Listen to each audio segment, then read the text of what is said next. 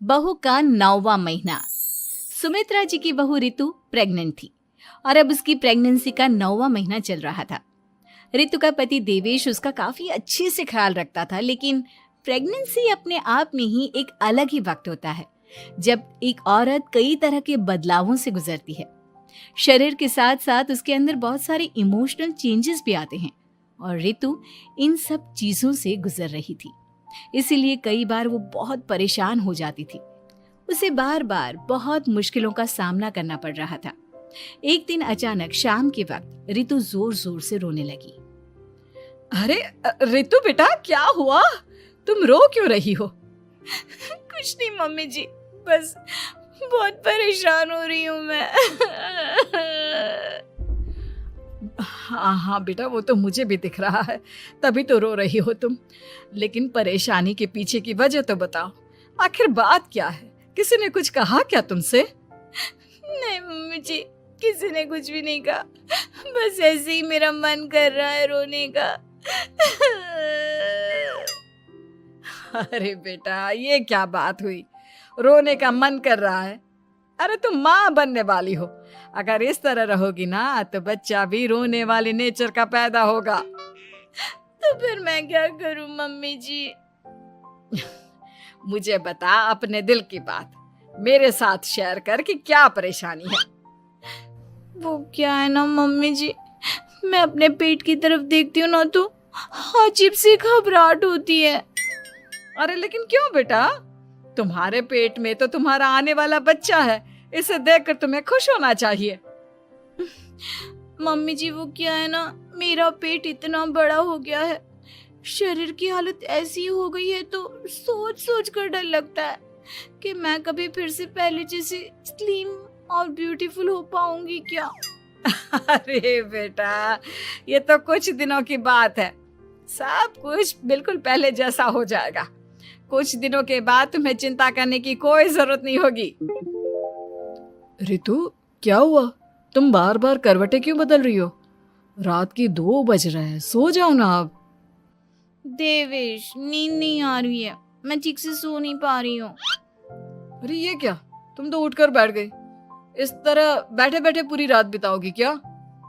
क्या करूं देवेश, पेट की वजह से जैसे ही लेटती हूँ अजीब सा लगने लगता है, ठीक से सो भी नहीं पाती।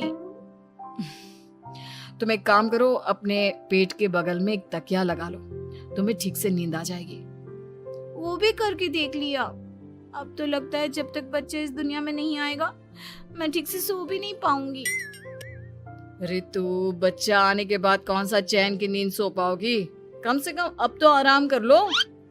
तुम सो जाओ देवेश, मैं बैठे बैठे ही अपनी नींद निकाल लूंगी। और फिर कुछ दिन के बाद सुमित्रा जी के घर पर कुछ परिचित लोग मिलने के लिए आते हैं। मम्मी जी, आप उन लोगों के साथ बैठकर बातें करिए, मैं सबके लिए चाय बना देती हूँ। अरे नहीं नहीं बेटा, मैं कर लूंगी, अभी तुम्हारी तबीयत ठीक नहीं है ना, तुम आराम करो। अरे मम्मी, घर के छोटे मोटे काम तो मैं करती हूँ ना, चाय बनाने में कैसी प्रॉब्लम? अच्छा ठीक है, अगर कोई परेशानी नहीं है तो बना दो चाय। अरे ये क्या बात है सुमित्रा जी, आप तो दादी बनने वाली हैं। हाँ जी, बस ठीक ठाक तरीके से मेरा पोता या पोती इस दुनिया में आ जाए तो चैन हो जाए। सही कहती हैं बहन जी, एक औरत के लिए ये वक्त बहुत मुश्किल होता है। वैसे बहू की तबीयत तो ठीक है ना? हाँ हाँ, तबीयत तो ठीक है, बस ऐसे ही थोड़ी बहुत परेशानी है जो इस वक्त होती है, उसी से गुजर रही है। पहली बार माँ बन रही है ना, कभी कभी परेशान हो जाती है। सुमित्रा जी रिश्तेदारों से बात करती है और उन्हें काफी देर हो जाती है। रिश्तेदारों के जाने के बाद, अरे रितु बेटा, तुम अभी तक किचन में काम कर रही हो? मैंने तुम्हें मना किया था ना, इतनी देर खड़े रहने की क्या जरूरत थी? मम्मी जी, वो मुझे लगा रात के खाने में देर हो जाएगी, इसलिए मैं साफ उधर बिजी थी तो मैं खाना बनाने लग गई थी। अरे बेटा, तुम तो बिल्कुल कुछ भी नहीं समझती, जरा अपने पैरों की हालत तो देखो। हाँ मम्मी जी, मुझे भी ना पैरों में बहुत भारीपन लग रहा है। ये भारीपन नहीं है, ज्यादा देर खड़े रहने की वजह से तुम्हारे पैरों में सूजन आ गई है। अब कमरे में जाकर आराम करो, चलो। और सुनो, अपने पैरों के नीचे ना तकिया लगा लेना, सर के नीचे मत लगाना, ठीक है? अपने कमरे में जाने के बाद यार ये प्रेगनेंसी भी कितनी अजीब चीज है, कभी रोने का मन करता है, कभी हंसने का। घर में सब मुझे बहुत प्यार करते हैं, लेकिन प्रेगनेंसी की जो प्रॉब्लम्स मैं फेस कर रही हूँ वो मैं किसी को नहीं समझा सकती। ये सब कब ठीक होगा? और फिर एक रात अचानक रितु नींद में उठकर बैठ जाती है और अपने पूरे शरीर पर खुजली करने लगती है। देवेश की आंख खुलती है और वो रितु को इस तरह खुजली करते हुए देखता है। अरे क्या हुआ रितु, तुम ठीक तो हो ना? पता नहीं क्यों देवेश, लेकिन अचानक से पूरे शरीर में खुजली हो रही है। दिखाओ जरा मुझे। अरे लेकिन तुम्हारे शरीर पर तो कोई मच्छर के काटने की या किसी तरह के रैशेस भी नहीं है, फिर खुजली क्यों हो रही है? लगता है ये भी प्रेगनेंसी की कोई नई प्रॉब्लम है। अरे अरे परेशान मत हो, मैं मम्मी को बुला कर लाता हूँ। सुमित्रा जी के आने के बाद अरे क्या बात है बेटा, इस तरह क्यों खुजली कर रही हो? अचानक से क्या हो गया तुम्हें? मम्मी जी ऐसा लग रहा है जैसे सर से पैर तक पूरे बदन में मच्छरों ने काट लिया हो। अरे लेकिन इसमें रोने की क्या बात है, चुप हो जाओ, सब ठीक हो जाएगा। हाँ मैं बहुत परेशान हो गई हूँ, बस अब जल्दी से बच्चा इस दुनिया में आ जाना चाहिए ताकि मुझे इन सारी प्रॉब्लम से मुक्ति मिले। ऐसा नहीं कहते रितु, माँ बनना तो दुनिया की सबसे बड़ी खुशखबरी है और ये सारी परेशानियां तो सबके साथ होती है। जानती हूँ, लेकिन फिर भी क्या करूँ, रात को सो नहीं सकती, कभी पेट भर के खाना खा लेती हूँ तो उल्टी करने का मन करता है, ज्यादा देर खड़ी हो जाती हूँ तो पैर में सूजन आ जाती है, ज्यादा देर बाहर घूमने भी नहीं जा सकती वरना टॉयलेट की प्रॉब्लम। ये सब कब ठीक होगा? कुछ दिन और बीत गए और अब तक रितु का 9वां महीना खत्म होने का वक्त आ गया था। अब हर दिन रितु बस यही सोचती थी कि उसका बच्चा इस दुनिया में आने वाला है। हाँ, वो बात अलग थी कि वो कई तरह की इमोशनल चेंजेस से गुजर रही थी और फिर एक दिन अचानक, देवेश मुझे ना चाउमीन खाने का मन कर रहा है। अभी रात के 12 बजे? अरे रितु, इस वक्त चाउमीन कहाँ से लेकर आऊंगा मैं? किसी होटल में फोन करो ना, कोई तो डिलीवर करता होगा ना इतनी रात को। नहीं नहीं रितु, इतनी रात को कोई डिलीवर नहीं करता, तुम कल खा लेना, मैं कल तुम्हारे लिए लेकर आऊंगा बस। नहीं, मुझे अभी खाने का मन कर रहा है, मुझे अभी खाना है। अच्छा अच्छा ठीक है, एक काम करो, मैं किचन में जाकर तुम्हारे लिए मैगी बना कर लाता हूँ, क्या पता उसे खाकर तुम्हारा मन ठीक हो जाए। हाँ ठीक है। देवेश रितु को मैगी बनाकर खिला देता है, लेकिन अगले दिन अचानक से रितु की तबीयत खराब हो जाती है। क्या हुआ है बहू को? बेटा तूने कुछ उल्टा सीधा तो नहीं खा लिया ना? मम्मी वो कल आधी रात को चाउमीन खाने की बात कर रही थी तो मैंने इसे मैगी बनाकर खिला दी। अरे लेकिन एक बार मुझसे तो पूछ लेता, इसी वजह से उसे अजीब सा लग रहा है। कोई बात नहीं, वैसे भी बच्चा आने का वक्त पास आ गया है ना, इसलिए ये सब चीजें हो रही है। मेरे पेट में बहुत दर्द हो रहा है, जब से मैगी खाई है तब से पता नहीं क्या हो गया। अरे कुछ नहीं हुआ बेटा, बस कुछ दिन की बात और है, परेशान मत हो। चल हम तुम्हें ना डॉक्टर के पास ले चलते हैं। हॉस्पिटल जाने के बाद, डॉक्टर साहब, मेरी बहू की तबीयत ठीक तो है ना?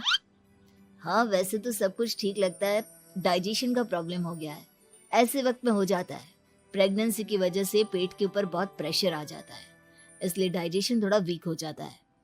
और उन्होंने रात के वक्त मैगी खा ली, इसलिए उनको ये प्रॉब्लम हो गया। डरने वाली कोई बात नहीं है। थैंक यू डॉक्टर साहब, अब हम इसका ध्यान रखेंगे। लेकिन अब रितु की डिलीवरी का वक्त पास आ गया है, आपको उनका पहले से भी ज्यादा ध्यान रखना होगा। मैंने चेकअप कर लिया है, 1 सप्ताह के अंदर रितु की डिलीवरी होने के पूरे चांस है। एक दिन अचानक किचन में काम करते करते रितु के पेट में बहुत तेज दर्द होने लगता है। देवेश, मम्मी जी जल्दी आइए।